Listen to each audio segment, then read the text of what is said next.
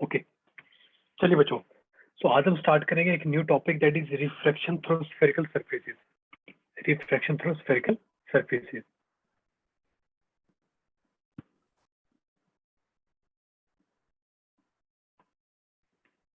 तो अब तक बच्चों बाकी सब चीजें क्लियर है जो अब तक आपने सीखी है? किसी को डाउट है क्या अभी तक?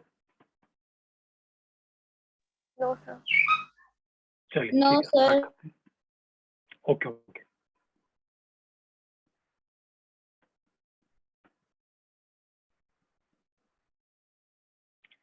चलिए बच्चों, तो आज हम स्टार्ट करने वाले हैं refraction through spherical surfaces. Refraction through spherical surfaces and lenses के बारे में बात करेंगे।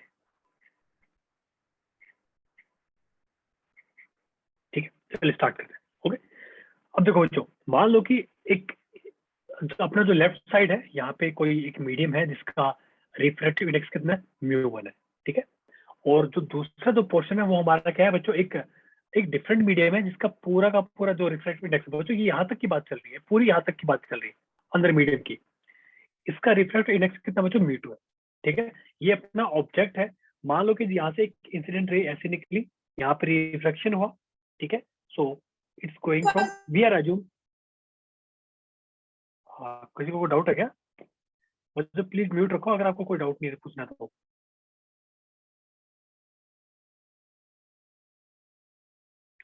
ठीक है, तो बच्चों फर्स्ट यहाँ पे रिफ्रैक्शन हुआ फर्स्ट सरफेस पे। अब हम मान के चल रहे हैं कि μ1 इज लेस देन μ2, तो क्या होगा, अपनी जो रे है बच्चों it will bend towards normal. ठीक है, ये अपना एंगल ऑफ इंसिडेंस है, ये अपना एंगल ऑफ रिफ्रैक्शन है।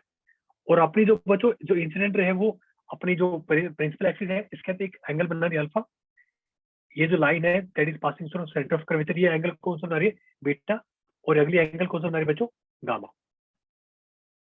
ठीक है, यहाँ तक किसी को कोई डाउट, कोई क्वेश्चन? यहाँ तक बच्चों सब क्लियर है ना? चलिए आगे चलते हैं। अब बच्चों देखो, अगर तुम थोड़ा ध्यान से देखोगे तो ये बहुत, देखो एक्चुअली हम जो ये जो कर्व सरफेस है ना ये काफी पतला मानते हैं। ठीक है, तो हम ये बोल सकते हैं, अगर मैं बोलता हूँ कि टेंजेंट ऑफ अल्फा अगर मुझे लिखना है, और बच्चों अल्फा बीटा एंड गामा ये ना काफी छोटे एंगल है, काफी छोटे एंगल है। तो अगर मैं टेंजेंट ऑफ अल्फा लिखूंगा तो ये क्या हो जाएगा, परपेंडिकुलर कितना है, PB divide by PO. Angle छोटा है तो मैं क्या लिख सकता हूँ, alpha will be equal to PB by PO.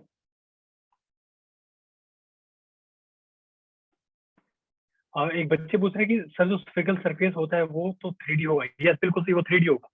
तो जो 2D नहीं है 3D है। ठीक है, सिमिलरली अगर मैं टेंजेंट ऑफ बीटा की बात करूं तो वो क्या हो जाएगा बच्चों, वो अगेन पीबी डिवाइड बाय क्या हो जाएगा, पीसी। और एंगल छोटे हैं तो आप टेंजेंट ऑफ बीटा को बीटा भी लिख सकते हो, so PB divide by PC. Similarly अगर मैं टेंजेंट ऑफ गामा की बात करूंगा तो ये क्या हो जाएगा, पीबी डिवाइड बाय पीआई। क्या angle, angle gamma, that is PB divide by PI. यहाँ तक किसी को कोई डाउट, कोई क्वेश्चन? ठीक है, नाउ बच्चों देखो, अगर हम एक प्रॉपर्टी यूज करें that is exterior angle will be equal to sum of interior angles, तो हम बोल सकते हैं एंगल आई, एंगल आई, मैं काम करता हूँ यहाँ पे सारे एंगल की बात करते हैं, मैं एंगल का साइन नहीं लिखता, मैं डायरेक्ट एंगल लिख रहा हूँ। So angle I will be equal to alpha plus beta, लिख सकते हैं ऐसा हम। Yes sir. ठीक है, सिमिलरली बच्चों अगर मैं ये बोलता हूँ कि angle beta will be equal to R plus में गामा, बिकॉज एंगल बीटा क्या है, इन दोनों का क्या है, सम हो जाएगा। Yes sir. ठीक है, एंड इसके अलावा बच्चों अगर हम स्नेल्स लॉ की बात करें, अगर हम स्नेल्स लॉ लगाएं फर्स्ट रिफ्रैक्शन पे, हम ऐसे लिख सकते हैं ना, that is sine of I into μ1 will be equal to sine of R into μ2, ऐसा लिख सकते हैं हम। ठीक है, यस सर। हम ये फिर हम ये लिख सकते हैं कि sine of I divide by sine of R r will be equal to mu2 by mu1 लिख सकते हैं। अब मुझे मुझे मुझे मुझे दो, अगर अल्फा बीटा ये सब एंगल छोटे हैं तो एंगल ऑफ इंसिडेंस और एंगल ऑफ रिफ्रैक्शन ये भी तो छोटे होंगे ना, तो इनको हम लिख सकते हैं आई डिवाइड बाय आर, ये किसके बराबर हो जाएगा, mu2 बाय mu1 के बराबर हो जाएगा। यहाँ तक बच्चों किस किस को समझ आया, यहाँ तक क्लियर है क्या कुछ? सर कैसे इक्वल हुआ वो? क्या कह रहे हो, समझ आया यहाँ तक? सर इक्वल कैसे हुआ अगर वो छोटा है तो? आपकी बात गूंज रही, क्या बोल रहे हो, फिर से बोलो। सर इक्वल कैसे हुआ? इक्वल कैसे हुआ बेटा, Yes, स्नेल कौन सा ये वाला पूछ रहे क्या? नहीं sir, I by R equals to mu two by mu one. बच्चे जब एंगल छोटा होता है ना, साइन आई हम एंगल के बराबर लिख सकते हैं, तो साइन आई की जगह मैंने क्या लिख दिया, सिर्फ आई लिख दिया एंगल ऑफ इंसिडेंस, और साइन आर की जगह मैंने क्या लिख दिया, एंगल ऑफ रिफ्लेक्शन। वो क्या हो जाएगा, mu2 बाई mu1 हो जाएगा। ठीक है, अब देखो, तो हमने निकाल लिया आई बाई आर mu2 mu1। ठीक है, अब बच्चे एक चीज आओ, हमने जस्ट अभी देखा था क्या कि आई किसके बराबर था, अल्फा प्लस बीटा का, तो लिखो फिर alpha plus beta divide by, यहाँ से आर कितना जाएगा, बीटा माइनस गामा, लिखो यहाँ पे beta minus gamma will be equal to mu2 by mu1। ठीक है, अब दोनों तरफ सोल्व कर लो, आप जो सोल्व करोगे ये आ जाए अल्फा mu1 प्लस में beta mu1 will be equal to beta mu2 minus gamma mu2। ठीक है बच्चों, जब आप इनकी सारी वैल्यू पुट करोगे, वैल्यू क्या है, अल्फा की जो वैल्यू, जब ये पुट करोगे, ये पुट करोगे, ये पुट करोगे, तो फाइनली हमें एक्सप्रेशन मिलेगा।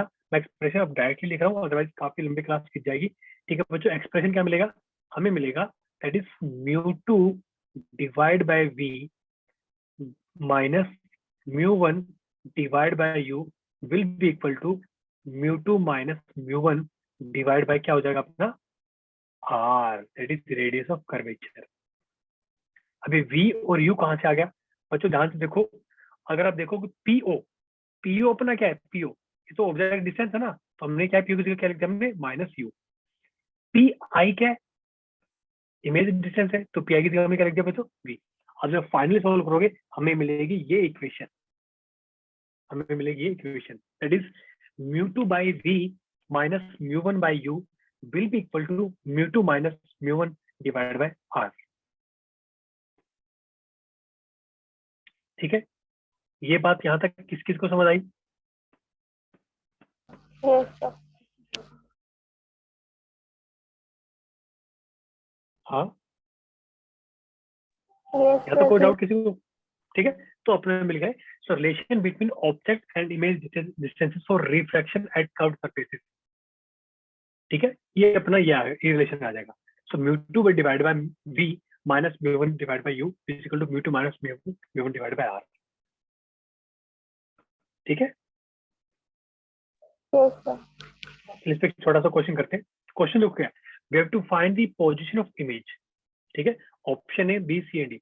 हमें बच्चों एक कर्व सरफेस दे रखा है। ठीक है, सीधा सीधा फॉर्मूला लिखते हैं, that is mu2 by v minus mu1 by u will be equal to mu2 minus mu1 divide by r।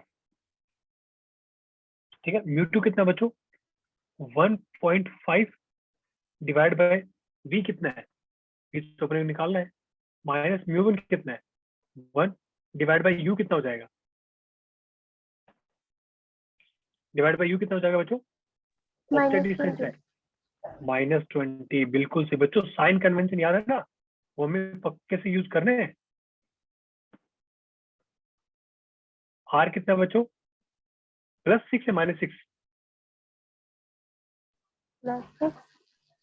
+6।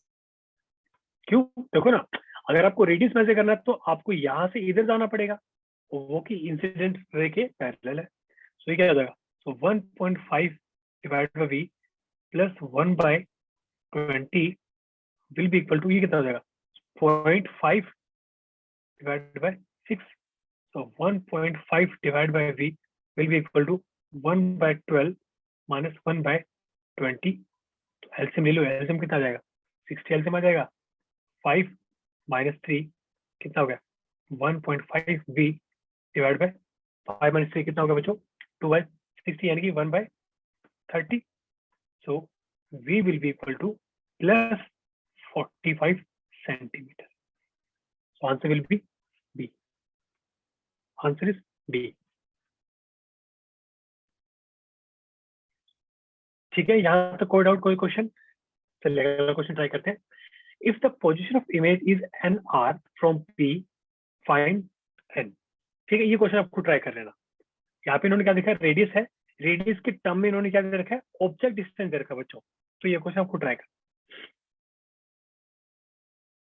ठीक है, आगे चले. चलिए, now next topic is literal magnification. बच्चों याद रखो, हमने उस टाइम डिस्कस किया था मिरर के केस में. भाई मिरर के केस में अपनी मैग्निफिकेशन का फॉर्मूला क्या था, -v डिवाइड बाय u, और क्या था hi डिवाइड बाय ho. हम ऐसे लिखते थे ना वहां पे. ठीक है, बट यहाँ पे थोड़ा सा डिफरेंट. देखो, मान लो कि हमने एक ऑब्जेक्ट रखा जिसकी हाइट क्या बच्चों, ये ho है, और हमारी इमेज यहाँ पे hi आई है. ठीक है, सो टेंजेंट ऑफ, अगर हम निकाले टेंजेंट ऑफ आई कितना हो जाएगा, o डैश डिवाइड बाय में OP. ठीक है, टेंजेंट ऑफ r कितना हो जाएगा, similarly i dash divide bye PI. तो OP क्या है बच्चों, OP क्या है, ऑब्जेक्ट डिस्टेंस, और PI क्या है, इमेज डिस्टेंस. अब अगर एंगल छोटे हैं तो हम सीधा सीधा क्या लिख सकते हैं, sine I by sine R को हम क्या लिख सकते हैं, tan i by tan r लिख सकते हैं. और tan i की वैल्यू जब यहाँ पे पुट करोगे आप O dash divide by PO, तो आप क्या लिख सकते हो, ओ की जगह क्या क्या लिख सकते हो आप, height of the object divide by PO. PO मतलब क्या, ऑब्जेक्ट डिस्टेंस जाएगी माइनस u इनटू में tan r. जब आप नीचे लिखोगे जो tan r की वैल्यू कितनी थी, i डैश यानी कि hi. लेकिन बच्चों ये नीचे इमेज बन रही है, तो उसको क्या लिखा हमने, -hi डिवाइडेड बाय में image distance that is plus v. तो फाइनल बच्चों, और दैट इज म्यू बाय म्यू1. क्यों, using Snell's law.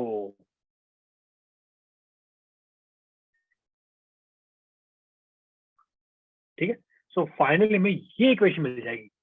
So literal magnification for spherical surfaces क्या हो जाएगी, v बाय u. ठीक है, प्लस, लेकिन यहाँ पे प्लस है, इंटू म्यू1 बाय म्यू2 इंटू म्यू1 बाय म्यू2. तो यहाँ तक किस किस को समझ आया? Yes, sir. Yes sir. ठीक है, आई नो काफी बच्चे ये टॉपिक ऑलरेडी कर चुके हैं, बट बच्चों ध्यान को, अगर आप ध्यान से सुन रहे हो तो आपका बहुत ही अच्छा रिवीजन हो जाएगा पूरा का पूरा ये. ठीक है, so it will be little magnification for spherical surfaces, that is v by u into mu one by mu two.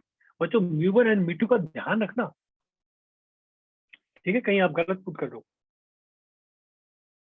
ठीक है, चलिए एक छोटा सा क्वेश्चन करते हैं. क्वेश्चन तो क्या है, we have to find the height of the image. सब कुछ गिवन है, बस हमें हाइट निकालनी है किसकी, इमेज की. Option A, B, C and D. पहले लिखो, magnification will be equal to क्या, height of the image divide by height of the object, that is v by u into mu one divide by म्यू2.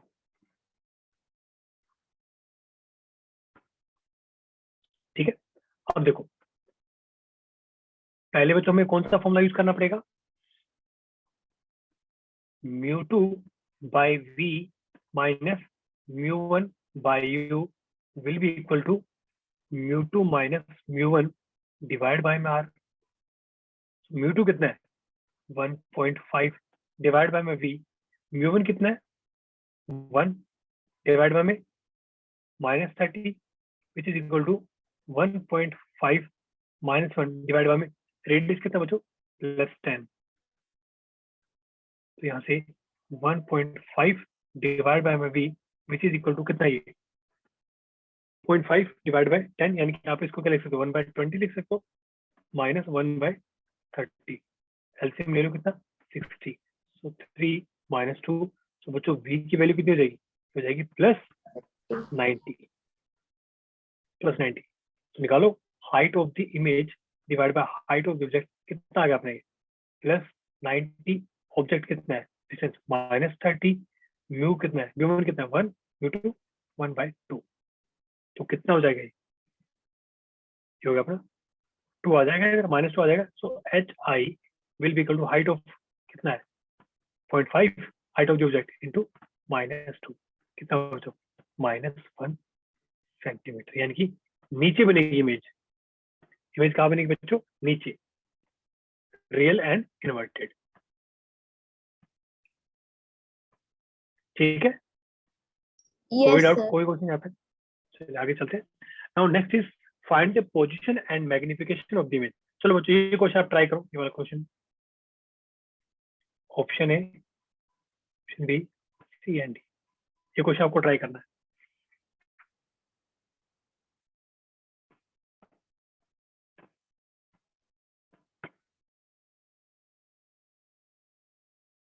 जैसा हमने किया था बिल्कुल same वैसे ही है, बट थोड़ा सा क्या है बच्चों, बस इस बार बच्चों जो स्फेरिकल सरफेस है ना, इस बार आपको रेडियस पे फोकस करना है, रेडियस कुछ हो जाएगा।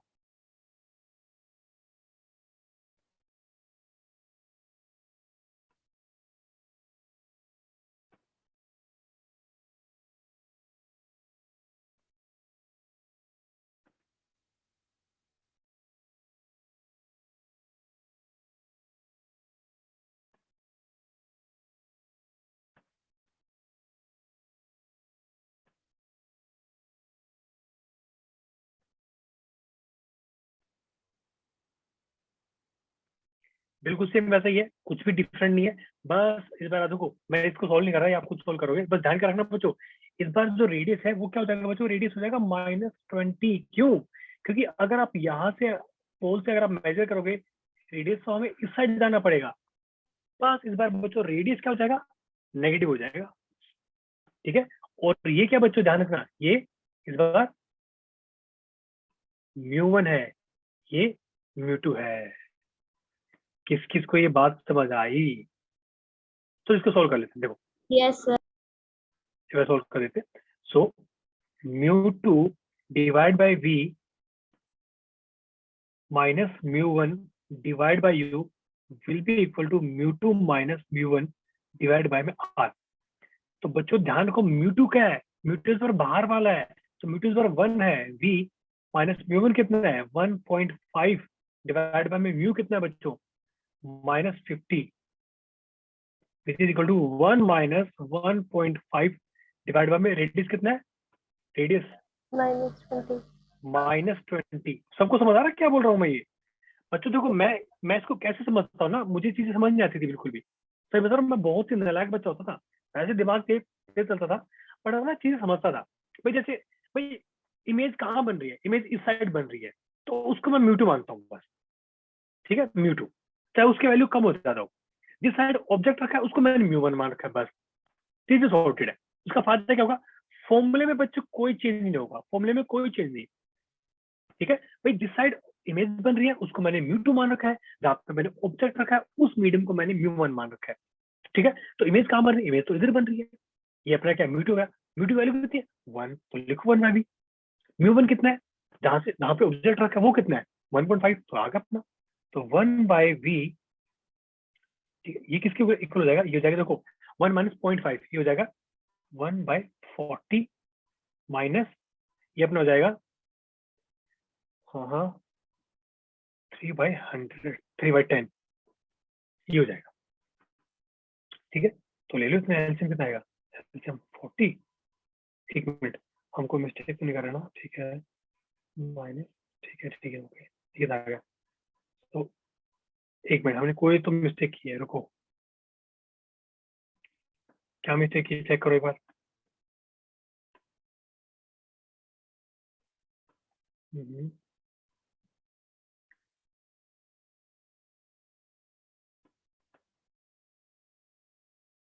हाँ ये 100 आएगा ना, ये बच्चा 100 हो जाएगा। ठीक है, चलिए, तो अपना एलसीएम कितने ले लिया हमने, एलसीएम हमने ले लिया, हाँ आप तो 400 ले लीजिए ना, ये कितना जाएगा 10 माइनस में कितना हो गया 12। ठीक है, तो v कितना गया बच्चों -200 सेंटीमीटर। ये बात किस किस को समझ आई, -200 सेंटीमीटर। ठीक है, अब हमें क्या निकालना, मैग्निफिकेशन। क्या होता है मैग्निफिकेशन भाई, ये होता है v by u into μ1 by μ2।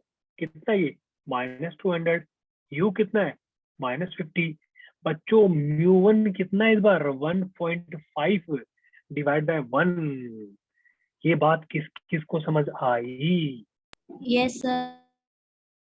तो मैग्निफिकेशन कितना आएगा बच्चों +6। Answer will be C. आया समझ में? देखो कितना सही क्वेश्चन था। उन्होंने क्या किया, बस उन्होंने थोड़ा सा चेंज कर दिया, बाकी देखो सब सेट है। क्वेश्चन देखने में सिंपल था, लेकिन कहीं ना कहीं आपको अच्छे से वैल्यू पुट करनी थी। सर जहाँ पे इमेज होगी वो कौन सा मीडियम होगा, म्यू2 या म्यू1?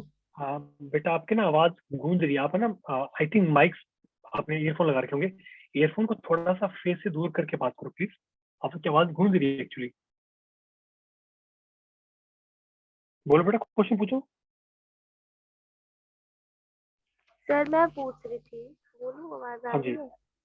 सर मैं ये हाँ जी पूछ आवाज रही आ थी रही कि इमेज जहाँ होगी वो कौन सा मीडियम होगा, म्यू2 या फिर म्यू1? है। मैंने इसको म्यूट मान रखा है। ठीक है। ठीक है, ओके सर। ओके। चलिए एक और क्वेश्चन है। So spherical surface of radius of curvature capital R separates air refractive index 1 from glass refractive index 1.5। ठीक है, the center of curvature in the glass, ठीक है, a point object P placed in air is found to have a real image Q in the glass। the line PQ cuts the surface at O and PO is equal to OQ। the distance PO is equal to। चलो बच्चों ये question try करो एक बार। बिल्कुल same वैसे ही question है, बिल्कुल same. ठीक है, मैं आपको इमेज बना देता हूँ। सब कुछ चीजें बिल्कुल सेम वही है, बस थोड़ा सा डिफरेंस क्या है कि इस बार इन्होंने, एक मिनट बना देता हूँ, ऐसा कुछ है। ठीक है, और अपना ये ऐसा कुछ है। ये कितना अपना 1.5 है, ये अपना 1 है, ये अपना पॉइंट पी है, ये अपना object. The centre of curvature with fit fit fit एक पॉइंट ऑब्जेक्ट पी। अच्छा पी यहाँ पे रखा है, अच्छा ठीक है, पी और क्यू यहाँ पे है। ठीक है, तो बच्चों ये अपना ओ पॉइंट है, ओ पॉइंट हो। क्या बोल रखा है, ये जो डिस्टेंस है ना बच्चों, ये डिस्टेंस है और ये डिस्टेंस दोनों इक्वल है। ठीक है, हमें क्या बताना है, the distance PO is equal to, हमें वो बताना है। बिल्कुल सिमिलर क्वेश्चन बच्चों, बिल्कुल वही है, कुछ नहीं करना। चलो मैं इसको सोल्व करता हूँ। देखो ध्यान से देखो एक बार, भाई हमारा फॉर्मूला क्या था सर, मुझे कुछ भी याद नहीं है। ये तो याद होगा ना, μ2/v माइनस μ1/v, ये तो याद होना था। अगर ये भी याद नहीं है तो फिर गड़बड़ है बच्चा, अच्छा फिर गड़बड़ है, फिर हम कुछ नहीं कर सकते। Okay, so I'm repeating question again। A spherical surface of radius of curvature capital R separates air refractive index 1.0 from glass refractive index 1.5। The center of the curvature is in the glass। A point object P placed in air। समझ जाओ, देखो अगर point object air में रखा हुआ है तो ठीक है, यहाँ पे ऐसे हुई। ऑब्जेक्ट कहाँ रखा है, एयर में। अब यहाँ देखोगे यहाँ पे ऑब्जेक्ट कहाँ रखा था इस बार बच्चों, ये ग्लास के अंदर रखा था, जो भी हमारा मीडियम था जिसका रिफ्रैक्टिव इंडेक्स 1.5 था, उसके अंदर रखा था ऑब्जेक्ट। यहाँ पे एयर में रखा हुआ है, जो कि नॉर्मल केस अपना। ठीक है, अब हमें क्या पता करना बच्चों, हमें बताना डिस्टेंस। ध्यान देखो बच्चों, तो 1.5 क्या हो जाएगा इस बार, म्यू2। किसी को डाउट तो नहीं ना? अब बच्चों ऑब्जेक्ट यहाँ डिस्टेंस यहाँ बन रहा है, हमारा इमेज यहाँ बन रही है।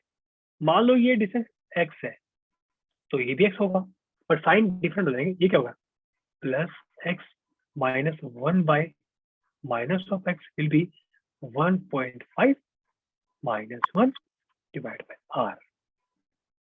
तो ये कितना हो जाएगा, एक्स एलसीएम हो जाएगा, ये कितना होगा 1.5 प्लस में 1 which is equal to 0.5 divide by R. इसको आप क्या लिख सकते हो, इसको आप लिख सकते हो 1/2 लिख सकते हो। तो ये किसके इक्वल आ जाएगी, ये इक्वल आ जाएगा अपना किसके, 5r के इक्वल आ जाएगा। अब बताओ ये बात किसको समझ आई? Yes sir. ये क्वेश्चन बच्चों किसको समझ आया? हाँ जी बोलो, किसी को कुछ क्वेश्चन? हाँ बेटा, आपकी आवाज कम आ रही है एक्चुअली। आपके पास किसी को आवाज आ रही है इनकी, मुझे हल्की सी आवाज आ रही है। नो सर, नहीं आ रही।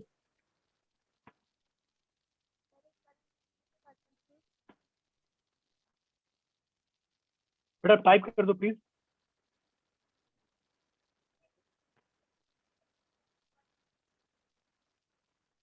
चलो नेक्स्ट क्वेश्चन ट्राई करते हैं, आगे चले। ये क्वेश्चन है, लाइट रे entering a glass ball intersect at A diametrically opposite end as shown. Find mu of the glass ball medium outside air is ball is air. चलो ये क्वेश्चन ट्राई करो, सिंपल सा क्वेश्चन है। Option A, B, C and D. चलिए question try करो।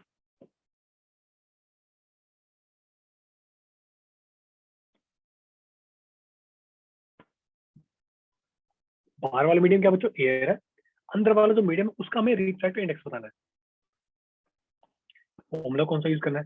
Sir मुझे तो समझ नहीं आ रहा क्या पढ़ा रहे हो, उसमें समझ नहीं आ रहा। कोई बात नहीं बेटा, ये फॉर्मूला तो याद है ना बच्चों। फॉर्मूले थोड़े से याद होने चाहिए विद प्रॉपर कॉमन सेंस कि इनको यूज कैसे करना है। एंड ट्रस्ट मी, ये क्वेश्चन मुझे बड़ा अच्छा लगा कि इस क्वेश्चन ने थोड़ी सी चीज चेंज कर दी बस, और पूरा यूज करने का तरीका बदल गया, वैल्यू पुट करने का। ठीक है, देखो भाई क्या बोल रहा है। अगर लाइट रे अगर पैरेलली आ रही है, इसका मतलब हमारा ऑब्जेक्ट कहाँ पे है? इन्फिनिटी पे है। सो म्यू टू कितना है ये तो हमें निकालना है, डिवाइड बाय वी। माइनस ही क्या है, म्यू वन क्या है? 1 है, डिवाइड बाय इन्फिनिटी तो 0 हो जाएगा। म्यू टू कितना है सर बच्चों? इसका आंसर डी है। डी है। ओके चेक करते हैं बच्चे भी। So mu divide by V. बच्चों वी की वैल्यू कितनी है? यहाँ से कितना डिस्टेंस हो जाएगा? +2r हो जाएगा ना। Mu -1 divide by R, cancel cancel. तो ये क्या बोल रहा है? ये बोल रहा है mu two minus mu which is equal mu will be equal to. क्या बात, बहुत ही बढ़िया। Answer will be D. ये बात बच्चों यहाँ तक किस किस को समझ आई?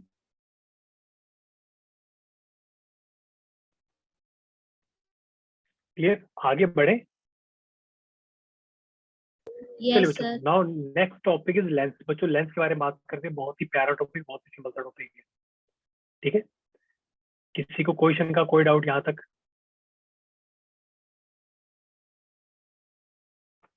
चलिए फिर आगे चलते हैं। ओके बच्चों, लेंस क्या है? लेंस हमने जो अभी अभी पढ़ा था ना, स्फेरिकल सरफेस, वैसे ही है। बस कंडीशन क्या होती है, इसमें हम दो डिफरेंट डिफरेंट पार्ट को जोड़ देते हैं। ठीक है, एक तो होता है कन्वर्जिंग लेंस, इसको बोलते हैं क्या? Convex lens.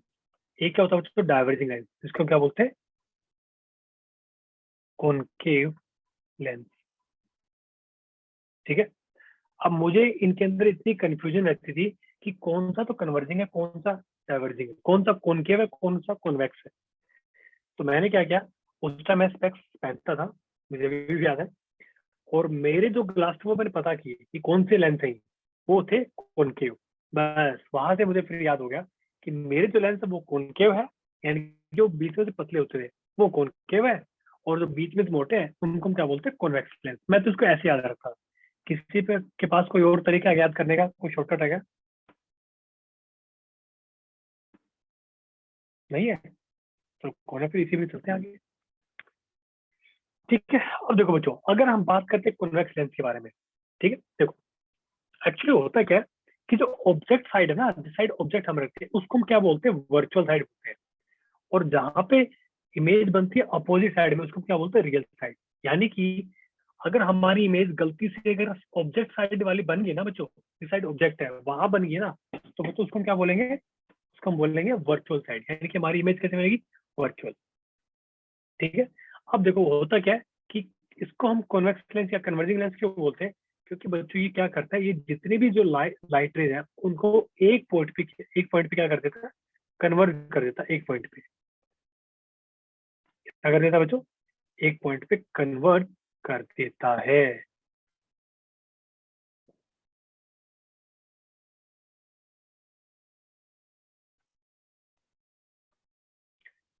एक ओके, खुशी बोल रही है कि प्रीवियस स्लाइड दिखा दो एक बार।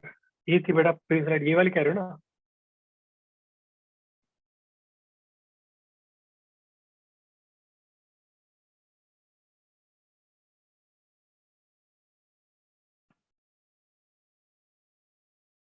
चले आप आगे। चलिए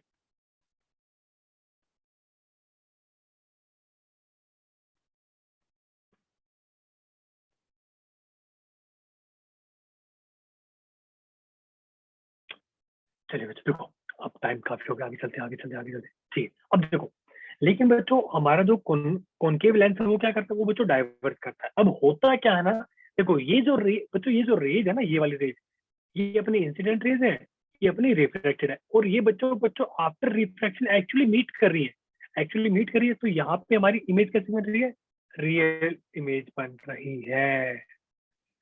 और यहाँ पे क्या बच्चों वर्चुअल इमेज बनती है। इसके बाद आगे हम बात करेंगे। यहाँ तक किसी को कोई डाउट, कोई क्वेश्चन? ठीक है, चलिए। नाउ बच्चों लेंस क्या होता है? तो बेसिकली देखो, अभी तक हमने स्फेरिकल सरफेस के बारे में बात की थी कि भाई एक साइड हमारा कोई एक साइड हमारी एयर है, दूसरी साइड हमारा कोई मीडियम है जिसका रिफ्रैक्ट इंडेक्स म्यू2 है। अब लेंस क्या बच्चों, लेंस दो पार्ट का कॉम्बिनेशन है। So what is lens? So lens is a homogeneous transparent medium, homogeneous transparent medium, ठीक है, such as glass bounded by two different curved surfaces और one curve and one plane surface. देखो भाई, हमारे उस time हमने क्या पढ़ा था कि ऐसा कोई कर्व सरफेस है। अब सोच के बताओ मुझे, अगर कोई ऐसा हम दूसरा ऐसा मिला दे इसके साथ में, तो देखो ही, और इस पार्ट को कट कर लें बस, हम अगर सिर्फ इस पार्ट को कट कर लें तो ये हमारा क्या बन गया, लेंस बन गया। तो जरूरी नहीं है कि ये पूरा दोनों ही स्फेरिकल हो, एक ऐसा भी हो सकता है, प्लेन भी हो सकता है, ये ऐसा भी हो सकता है। ठीक है, यहाँ तक किसी को कोई डाउट, कोई question? No, sir. No, sir. पक्का? Yes, sir. Yes, फिर आगे sir. चलते फिर। अब देखो, चल मान लो अगर हम प्योर, बिल्कुल हम साफ साफ बात कर रहे हैं, कहने का मतलब क्या है, हम बिल्कुल ना यूनिफॉर्म केस की बात कर रहे हैं, हम बिल्कुल आइडियल केस। इस बात का मतलब क्या है, इस बात का ये मतलब है कि अगर मान लो हमारा कन्वर्जिंग लेंस ऐसे है, डाइवर्जिंग ऐसे है, तो हमने क्या किया, दो स्फेरिकल सरफेस को हमने मिला दिया है और दोनों का रिफ्रैक्ट इंडेक्स का बच्चों सेम है। मतलब इस बात का देखो, बाई कॉन्वेक्स और इसको कॉन्वेक्स लेंस बोलते हैं बच्चों। दोनों का रेडियस, जो अपने स्फेरिकल सरफेस है ना ये वाले, अगर मान लो इसका रेडियस मान लो अगर R1 था, इसका रेडियस मान लो R2 था, तो ये सरफेस ऐसा भी तो बन सकता है,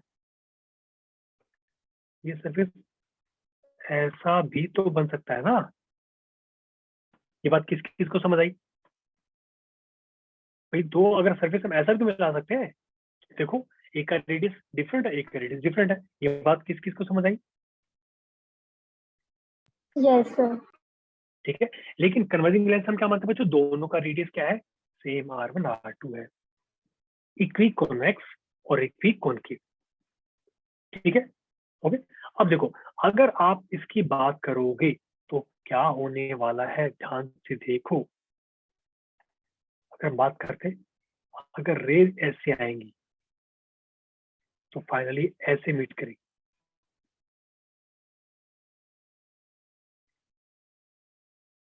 इसको क्या बोलते हैं बच्चों, कॉन्वेक्स लेंस, या फिर हम इसको क्या बोलते हैं, कन्वर्जिंग लेंस। सिमिलरली, ठीक है, इसको बोलते हैं C2 पॉइंट। मतलब चलो इसके आगे बात करेंगे। ठीक है, यहाँ तक कोई डाउट, कोई क्वेश्चन? No, sir. ठीक है, अब देखो चलो हम इस बारे में बात कर लेते हैं। जहां पे बच्चों ये रेज मीट करती है, जहां पे बच्चों ये रेज मीट करती है, उसको हम क्या बोलते हैं, उसको बोलेंगे फोकस। क्या बोलेंगे बच्चों, फोकस। ठीक है, तो यहाँ पे अपना जो फोकस है तो उसको हम बोलते हैं F2 फोकस, F2। चलो ये काम करते हैं, इसके बारे में आगे ही बात करते हैं। ठीक है, देखो, लेकिन हाँ, इसके बारे में हम ये बात कर सकते हैं, अगर हमारा बच्चों ये सरफेस अगर फर्स्ट है, ये सरफेस सेकंड है बच्चों, तो इसका जो सेंटर ऑफ कर्वेचर है, इसका जो सेंटर ऑफ कर्वेचर है वो हो जाएगा इधर। सिमिलरली, अगर ये अपना सर्कल सरफेस 2 था ये वाला, और इसका सेंटर ऑफ कर्वेचर इधर कहीं होगा, उसको हम क्या बोलेंगे, C2। क्या बोलेंगे बच्चों, C2। यहाँ तक किसी को कोई डाउट, कोई question? No, sir. No, sir. ठीक है। सिमिलरली अगर मान लो इसको मैं सरफेस 1 बोल दूं, इसको मैं सरफेस 2 बोल दूं, तो बच्चों ये इसका जहां भी सेंटर होगा उसको हम क्या बोलेंगे? C2। Okay. ठीक है। और इसका रेडियस उसको क्या बोल देंगे हम? R2 बोल देंगे। सिमिलरली अगर इस सरफेस की बात करूं मैं, तो इसका सेंटर जहां भी होगा वो इसके क्या हो जाएगा? C1 इसके लिए। और इसका रेडियस कितना हो जाएगा बच्चों? R1। चलो यहाँ पे ज्यादा मिक्स हो रहा है, आगे चलते हैं। ठीक है। अब टाइप ऑफ लेंस कैसे होंगे? देखो नॉर्मल लेंस के बारे में हम ऑलरेडी बात कर चुके हैं, कॉन्वेक्स लेंस, कॉनकेव लेंस। लेकिन बच्चों हम इसके बारे में पहले बात कर चुके हैं कि एक साइड प्लेन हो सकती है, दूसरी साइड सर्कल हो सकती है, उसको हम क्या बोलेंगे? Plano convex lens. अगर पहला जैसा केस है तो। अगर दूसरे जैसा केस है इसको क्या बोलेंगे? Plano concave lens. और थर्ड केस है बच्चों, ये क्या हो जाएगा? कॉनकेवो कॉन्वेक्स लेंस। इसमें दोनों है, कॉनकेव भी है इसमें और कॉन्वेक्स पार्ट भी है। क्लियर? Yes, sir. चलिए अब देखो बच्चों, अगर लेंस टर्म्स की बात करें तो C1 C2 centre of curvature of first and second surface. अब देखो डिपेंड करता है। अगर देखो मैं क्या करता हूँ, मैं इसको मान लेते हैं फर्स्ट, इसको मान लेते हैं सेकंड। ये अपना फर्स्ट सरफेस है, तो ये अपना क्या सेंटर ऑफ कर्वेचर क्या होगा? C1 इसका। और सेकंड सरफेस ये क्या? C2 इसका रेडियस R2 R1। अब आपसे कोई पूछ ले कि इन दोनों में से किसका रेडियस नेगेटिव होगा, तो बच्चों कौन सा किसका रेडियस नेगेटिव होगा? फर्स्ट का सेकंड का? Second का. अच्छा,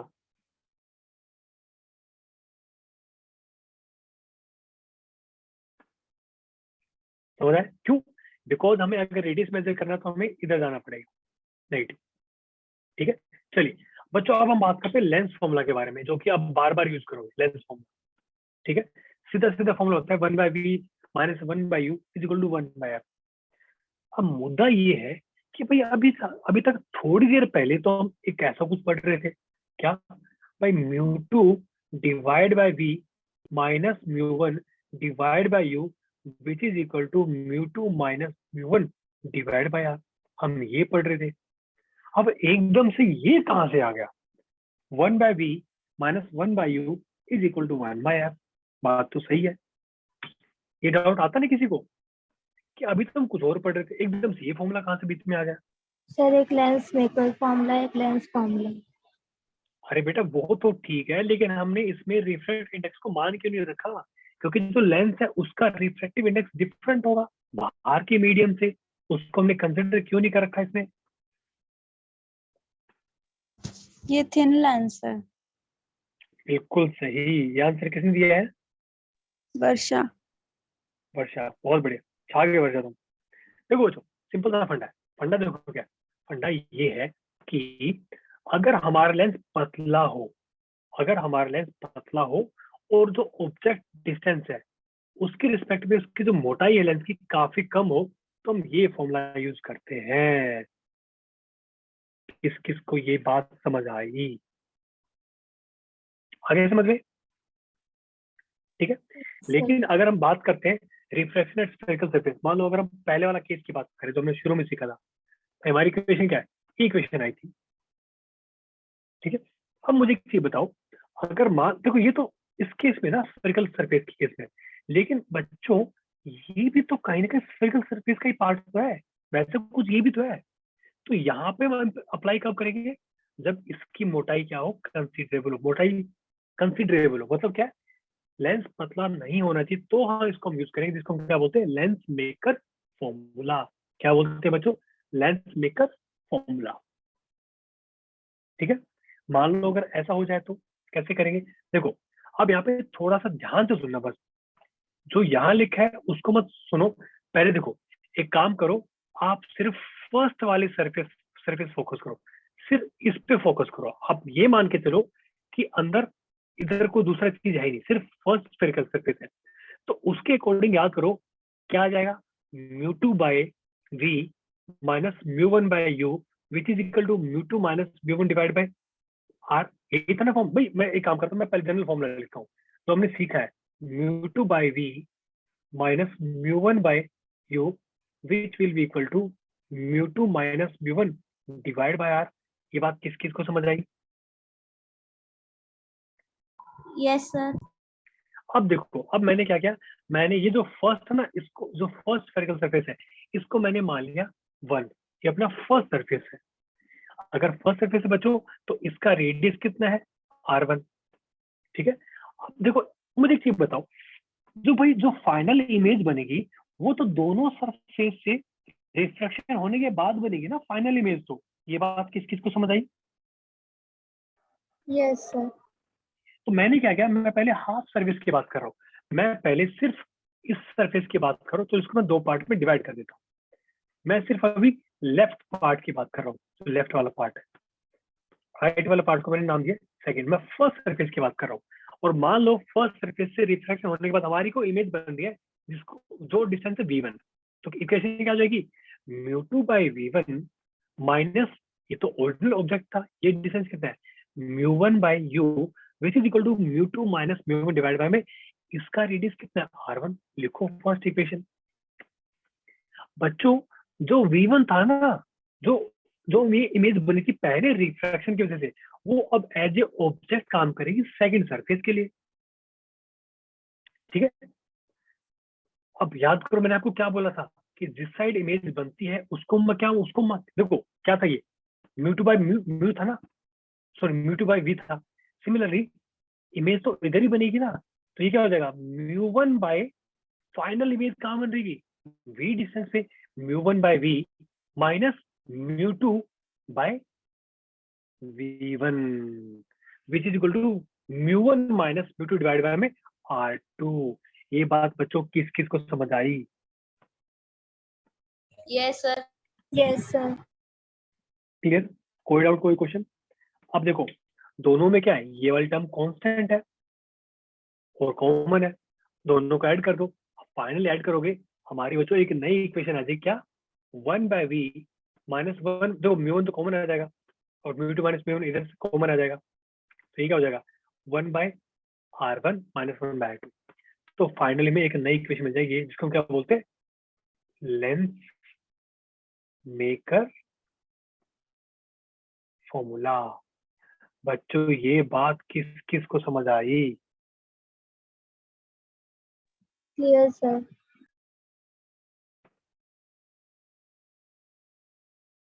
पक्का? आगे चलें, बस ये फॉर्मूला आपको याद रखना। Yes, sir. क्लियर? अब बच्चों मुझे एक चीज बताओ, मान लो हमारा ऑब्जेक्ट बहुत दूर रखा है, बहुत दूर, यानी कि कहाँ पे? इन्फिनिटी पे। तो हमारी इमेज कहाँ बनेगी? हमारी इमेज बनेगी फोकस पे। तो इस फॉर्मूले को हम क्या कर सकते हैं? So 1 by v minus 1 by u which is equal to μ2 minus μ1 divide by μ1 which is equal to into 1 minus r1 by r2। ठीक है, अब देखो याद रखना यहाँ पे हमने फर्स्ट सरफेस ये वाला माना था, लेफ्ट वाला। बच्चों v कहाँ हो जाएगा अपना? फिर फोकस पे। अगर u अपना कहाँ पे? इंफिनाइट पे। तो बच्चों ये अपना 1 by f minus μ1 by, sorry 1 by r1 minus 1 by r2। ठीक है, तो किसी लेंस का अगर आपको फोकल लेंथ निकालना है आप इस तरीके से भी निकाल सकते हो। क्लियर? Yes, sir. यहाँ तक सब समझ आएगा?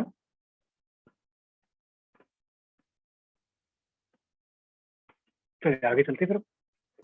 देखो अब एक छोटा सा क्वेश्चन करते हैं। क्वेश्चन देखो क्या, find the focal length of lens. चलो फर्स्ट की फोकल लेंथ बताओ जल्दी से, फर्स्ट क्वेश्चन की।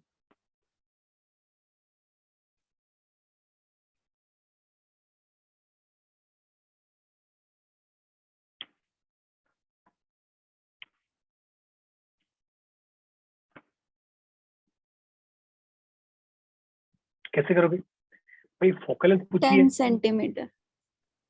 10 सेंटीमीटर। ओके चेक करते हैं। देखो so 1 by f which is equal to μ2 minus μ1 divide by μ1 into 1 minus r1 divide by R2। म्यू2 कितना है 1.5 -1 डिवाइड बाय 1। R1 कितना है 10 सेंटीमीटर -1 बाय -10। R2 क्या हो जाएगा नेगेटिव हो जाएगा ना, ठीक है। तो ये क्या आ जाएगा, सो 0.5 इंटू ये क्या हो जाएगा 2/10, कितना आ गया 1/10। तो बच्चों फोकल लेंथ कितनी आ गई 10 सेंटीमीटर, ठीक है। दूसरे केस में बताओ, -10 है इसका। -10 सेंटीमीटर। बिल्कुल सही -10 हो जाएगा। सेम, बिल्कुल सेम वही फॉर्मूला यूज करना है, बस क्या हो जाएगा R1 इस बार नेगेटिव हो जाएगा, R2 इस बार पॉजिटिव हो जाएगा। ये बात किस किस को समझ आई, यस ठीक है। चलो इसका आंसर दो, चलो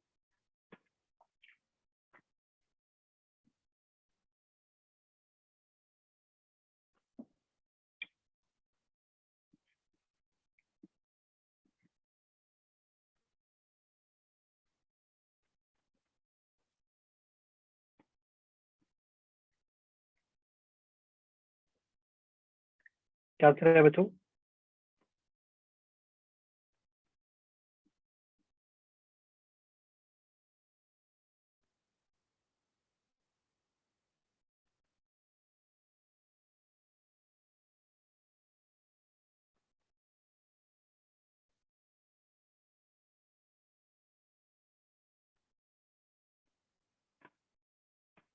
सो -20 सेंटीमीटर। इसका मतलब क्या है, सर ये डाइवर्जिंग लेंस की तरह बिहेव करेगा। बिल्कुल सही, बहुत ही बढ़िया। किसने आंसर दिया ये, संध्या। संध्या, बहुत ही अच्छे संध्या, छा गए तुम। संध्या, योर नेम इज संध्या ना, संध्या। Yes sir. ओके ठीक है, बहुत अच्छा। देखो बच्चों, और ना इसको ना रट्टा मत लगाना, भाई इन्होंने क्या बोला है इस बार, जो हमारा जो लेंस है ना उसका रिफ्रैक्टिव इंडेक्स 1 दे दिया। भाई कहने का मतलब क्या है, जिस मीडियम में हमने जो लेंस है ना, जो लेंस मान लो उसका रिफ्रैक्टिव इंडेक्स 1 है, उसको हमने एक ऐसे मीडियम के अंदर रख दिया, उस मीडियम का रिफ्रैक्टिव इंडेक्स ज्यादा है। तो ये अपना क्या है, फर्स्ट सरफेस है, ये अपना सेकंड सरफेस है। फॉर्मूला वही यूज कर अपने फोकल लेंथ निकालिए। So 1/f which is equal to μ2 minus μ1 divide by μ1 into 1/r1 minus 1/r2। बच्चों फॉर्मूला आपने सीखा कैसे ना, याद रखना, टेढ़ा बेड़ा मत कर देना, ठीक है। सो μ2 कितना है, म्यू2 हमारा इस बार 1 ही है। क्यों, क्योंकि उस क्वेश्चन में याद करो हमने म्यू2 किसका रखा था, हमने लेंस का रिफ्रैक्टिव इंडेक्स 1 माइनस क्या 2 divide by 2 is equal to 1/r1 कितना है +20, ये भी 20 हो जाएगा। तो क्या आएगा -1/2 इंटू 2/20। तो f कितना आ गया बच्चों -20 सेंटीमीटर। ये बात किस किस को समझ आई, यस सर। पक्का। Yes sir. किसी को कोई भी डाउट, कोई क्वेश्चन इसके अंदर। No sir. चलिए फिर आगे बढ़ते हैं। चलिए तो हमारा लेंस फॉर्मूला ये हो गया था। अब इसको यूज कब करना है, कब, when same medium on both the side of the lens, ठीक है। अगर मान लेंस में मीडियम अगर म्यू2 है, बाहर क्या होना चाहिए म्यू1 ही होना चाहिए चारों तरफ, तो ही आप इस फॉर्मूले को यूज कर सकते हो। Second thing, thin lens thickness is negligible as compare to object distance and light rays are paraxial, means parallelly आ रही है, ऐसे ऐसे आ रही है, तो उसका हमें यूज करना है। ये बात किस किस को समझ आई बच्चों, यस सर। ठीक है। यस आगे सर। चले, चलिए नाउ अगर हम फोकस ऑफ लेंस की बात करें तो भाई हमने, चलो हम सारी सारी जो जितनी भी कंडीशन है सब के सब हम वो कर रहे हैं भाई, थिन लेंस है, ऑब्जेक्ट डिस्टेंस दूर है, ये है वो है। अगर हमारा ऑब्जेक्ट ऑब्जेक्ट अगर इन्फिनिटी पर रखा है तो यू की वैल्यू फिर से इन्फिनिटी हो गई, तो हमारा जो इमेज है वो कहाँ बनेगा, फोकस पे। इसको हम क्या बोलते हैं बच्चों, इसको हम बोलते हैं f2, second focus of lens बोलते हैं इसको हम। क्या बोलते हैं बच्चों, f2, second focus of lens. Clear, कोई डाउट, कोई क्वेश्चन यहाँ तक, ठीक है। अब देखो, अगर सेकंड फोकस लेंस की अगर हम बात करें किस किस के लिए, कॉन्वेक्स के लिए और कॉनकेव के लिए, तो ये हमारा क्या बच्चों f2 है। लेकिन कॉन्वेक्स के लिए f2 कहाँ पे है, same side of the object. इसका मतलब क्या, अगर आपको focal length second focal length आपको निकालनी है तो बच्चों ये हमारी हो जाएगी पॉजिटिव, किसके लिए, कॉन्वेक्स लेंस के लिए। और ये हमारी क्या हो जाएगी बच्चों, नेगेटिव, किसके लिए, कॉन्वेक्स कॉनकेव लेंस के लिए। ये बात बच्चों किस किस को समझ आई? Yes sir. Clear sir. पक्का? Yes sir. चलिए अब देखो, सेकंड फोकल लेंथ f2 है, पॉजिटिव किसके लिए, कॉन्वेक्स। वो बच्चों देखो, जो एक्चुअली सेकंड फोकस है ना वो वही मेन फोकस होता है हमारे कॉन्वेक्स और कॉनकेव के लिए। ठीक है, अब देखो थोड़ी बात ध्यान से सुनना, अगर हम लेंस मेकर फॉर्मूला यूज कर रहे हैं ये वाला, अब मुझे एक चीज बताओ,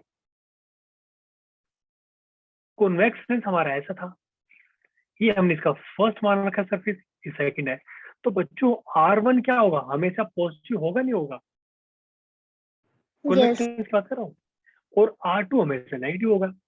तो फॉर्मूले में क्या है, 1/R1 माइनस 1/R2, ये तो भाई अपना क्या है, नेगेटिव है ये वाला पार्ट। तो फाइनली ये वाली टर्म क्या हो जाएगी अपनी, क्या हो जाएगी, पॉजिटिव। यानी कि हमारी बच्चों जो फोकल लेंथ है ना, या फिर हमारा जो सेकंड फोकस है, हमेशा किधर होगा वो, on right hand side of, और we can say on the opposite side of the object. So as long as mu2 is greater than mu1, f will be positive। ये बात किस किस को समझ आई? तो जरूरी नहीं है कि बच्चों हमेशा पॉजिटिव ही होगा फोकल लेंथ, जरूरी नहीं है। अगर हमारा बाहर का मीडियम, भाई हमारा जो लेंस है उसका रिफ्रैक्टिव इंडेक्स अगर ज्यादा है बाहर के मीडियम से, तो क्या होगा, हमारी फोकल लेंथ पॉजिटिव। देखो ना ये वाला क्वेश्चन, इसमें हमने क्या किया था, बाहर का मीडियम को हमने क्या कर दिया, उसका रिफ्रैक्टिव इंडेक्स ज्यादा हो गया, तो एज ए कॉनकेव लेंस काम करने लगा। इसकी फोकल लेंथ कितनी आएगी, नेगेटिव आई थी ना, बस सेम ऐसी है। ठीक है, now so point where object should be kept such that, एक सेकेंड,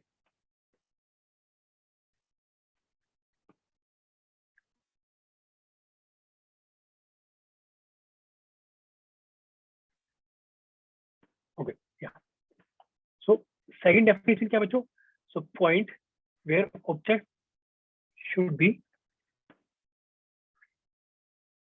एक सेकेंड चल के ना रहे,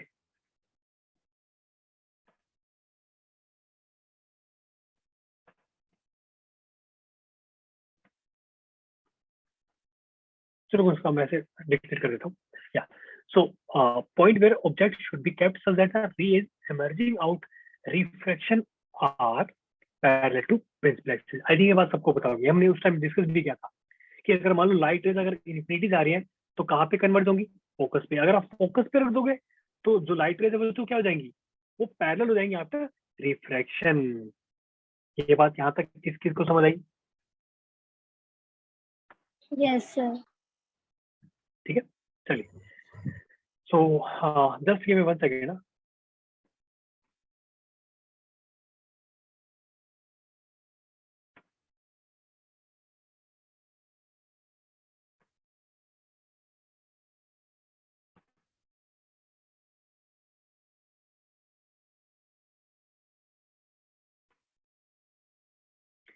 चलिए बच्चों, अगर हम फर्स्ट फोकस की बात करें तो, अगर हम फर्स्ट फोकस की बात करें तो क्या होगा,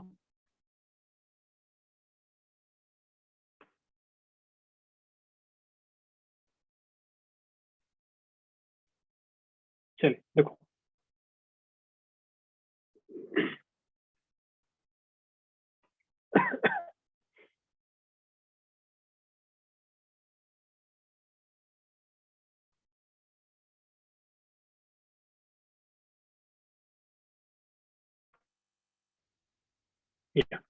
तो अगर हम फर्स्ट फोकस की बात करें तो देखो, अगर आप देखोगे कॉन्वेक्स लेंस के लिए फर्स्ट फोकस क्या होता है, नेगेटिव।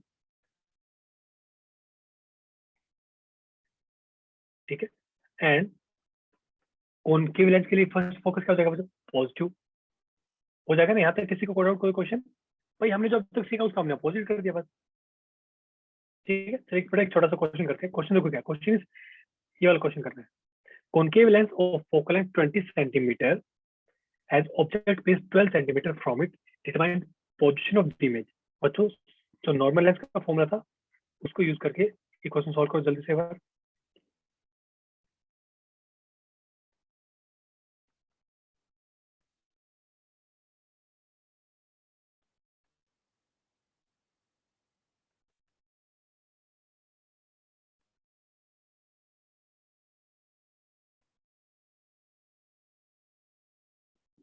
Sir, option C.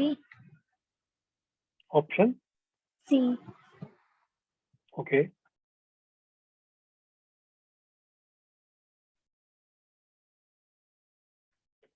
कैसे भाई? कॉनकेव लेंस से याद करो बच्चों, F2 ही इंपॉर्टेंट है दोनों के लिए, ठीक है। तो अगर इसका फॉर्मूला को यूज करेंगे तो क्या आएगा? So 1/v minus 1/u equal to 1/f। देखो, so 1/v minus 1/u is equal to 1/f। Concave lens है, 1/v ऑब्जेक्ट से रिजल्ट है। बच्चों कॉनकेव के लिए फोकल लेंथ क्या होती है? नेगेटिव। तो लिखो -1/20, ये क्या हो जाएगा?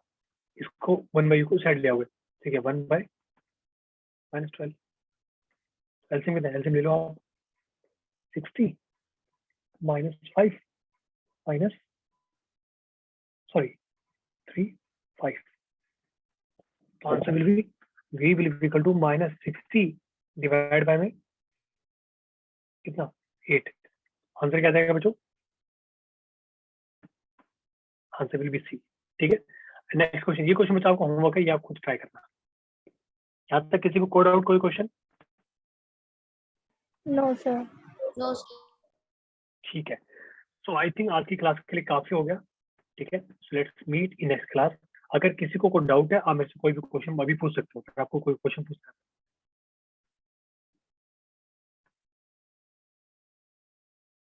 कोई डाउट कोई क्वेश्चन बच्चों यहाँ तक? No. सब क्लियर है? चलिए फिर नेक्स्ट क्लास में मिलते हैं, ठीक है। Bye bye, take care, good night.